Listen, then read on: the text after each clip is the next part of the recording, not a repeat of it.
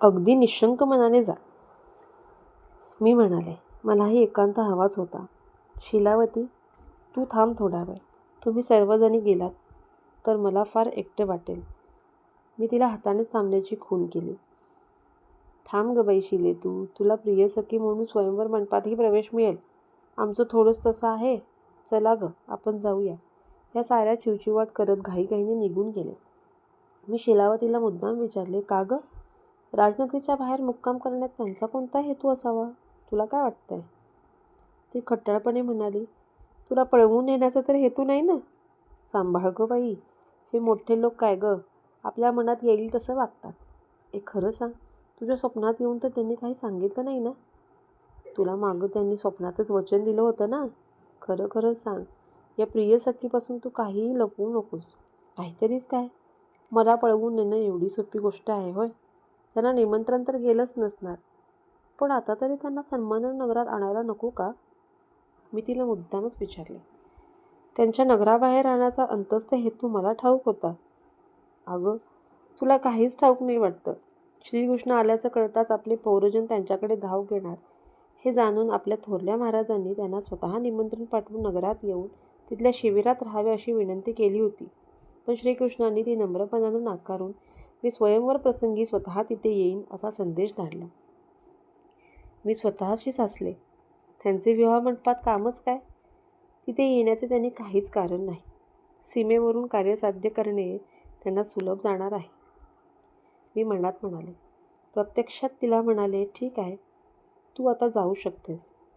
उदयिक मात्र त्वरेने ये. ती गेली आणि माता आत आली. घाईघाईत म्हणाली, मी फार घाईत आहे. तुझ्याशी जास्त बोलणं मला शक्यही नाही आणि इष्टही नाही. सर्व आपल्या मनाप्रमाणे योजनेप्रमाणे होत आहे. तू चिंतामुक्त हो आणि एकाग्र होऊन कुलदेवतेचं स्मरण कर. ती जशी आली होती तशीच त्वरेने निघून गेली. तिच्या सांगण्याप्रमाणे मी श्री विष्णूच्या मूर्तीसमोर जाऊन बसले. डोळ्यांसमोर कुलदेवतेची मूर्ती आणून तिचे स्मरण करू लागले. थोड्याच वेळात मी तिच्या जपात तल्लीन झाले. मी आजूबाजूचे सर्व जग विसरले. माझ्यासमोर साक्षात पार्वती उभी राहिलेली मला दिसली. एका तपस्विनीच्या रूपात, डोईवर केसांचा उचडा बांधलेली, त्यावर हातात गळ्यात फुलांच्या माळा लावलेली, शुभ्र वसना तापे सदनेनी कृष्ण असलेली, अतिशय तेजस्वी प्रसन्न वदना गौरी. तिच्या दर्शनाने माझे तर डोळेच दिवले. ती मला म्हणाली, प्रिय रुक्मिणी, अगं मी पार्वती, जगदंबा हे माझंच रूप नाही का? मी सुद्धा भगवान श्री शंकराशी विवाह करण्यासाठी तुझ्यासारखाच मनापासून ध्यास घेतला नव्हता का? माझ्याप्रमाणे तुझेही मनोरथ पूर्ण होतील. तथास्तु. एवढं बोलून ती अंतर्धान पावली. मला खाडकन जाग आली. मी डोळे उघडून पाहिले. श्री विष्णूंच्या जागी श्रीकृष्णच माझ्याकडे बघून आश्वासक हसत होते. मला असा भास झाला. आता मी निश्चिंत झाले. जगदंबेच्या आशीर्वादाप्रमाणे माझे मनोरथ पूर्ण होणार याविषयी मला माझ्या यत्किंचितही शंका उरली नाही. माझे मन अस्वस्थ झाले. ते दुसऱ्याच कारणामुळे. ही माझी रक्ताची माणसे आणि माझ्यावर मनापासून प्रेम करणारी माझी अन्य माणसे, माझ्या सख्या, माझ्या दासी, माझे प्रजानन, या साऱ्यांना सोडून मला जावे लागणार होते. पुन्हा या नगरीत माझे पाऊल तरी पडणार होते की नाही कुणास ठाऊक.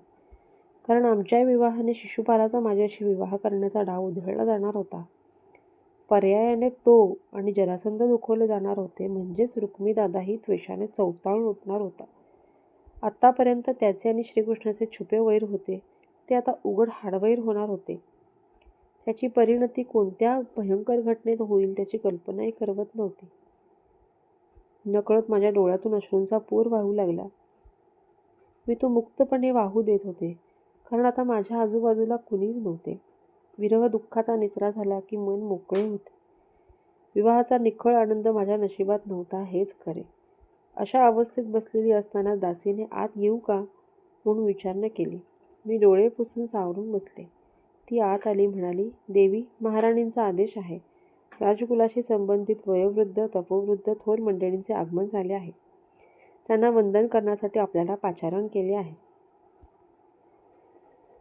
तू पुढे जा, मी आलेच. मी तिला सांगितले. ती 3 वेळा वंदन करून निघून गेली. मी त्वरेनं उठले. उंची वस्त्रे, अलंकार परिधान केले होतेच. पुन्हा एकदा श्रीविष्णूंना वंदन केले. निमंत्रितांच्या कक्षाकडे गेले. तिथून आले तेव्हा माझे मन खूप शांत झाले होते. वंदनीय थोरांनी मला आशीर्वाद देऊन उपदेशाच्या 4 गोष्टी सांगितल्या होत्या. त्यांच्या सांगण्याचे सार मला पटले होते. सारे काही नियतीच्या हातात असते. आपण आपल्याकडून नीतीच्या मार्गाने सतत चांगले कर्म करावे. सत्याची कास सोडू नये. अकारण कोणाचाही राग द्वेष न करता प्रसन्न मनाने सेवाकार्य आपली कर्तव्ये करत राहावीत.